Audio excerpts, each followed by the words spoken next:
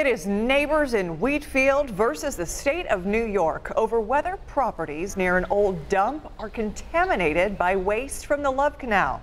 Good evening. The state DEC says testing shows no soil contamination and says existing data shows no groundwater contamination. But neighbors are rebutting with independent testing from inside their home, showing extremely high levels of chemicals.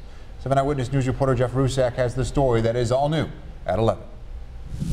Earlier this week, neighbors on Forbes Street in North Tonawanda demanded their homes be tested after results from their yard showed little contamination. I want the inside of my homes tested.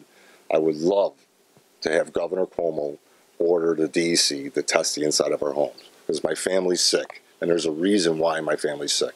Their backyards border the old Wheatfield dump. It contained waste from Love Canal. The waste was later removed. A group of neighbors is suing the town of Wheatfield and the companies that dump toxic waste there. The neighbors' lawyers agree there is little contamination of toxic chemicals in the yards. Their independent testing showed minimal levels of pesticides in parts per billion in soil samples. But their testing inside homes and sump pumps showed levels in the thousands, even the tens of thousands, which is extremely high.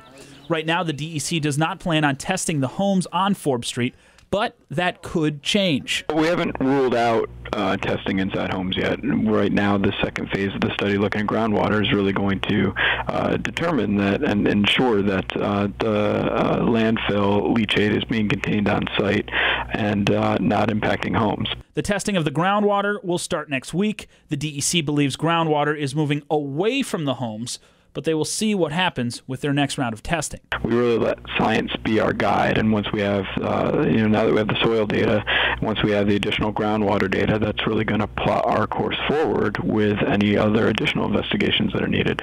The law firm representing the neighbors say they've sent their data to the DEC as well as the governor's office. A spokesperson for the DEC says they have to come to their own conclusion with their own data. Jeff Rusak, 7 Eyewitness News.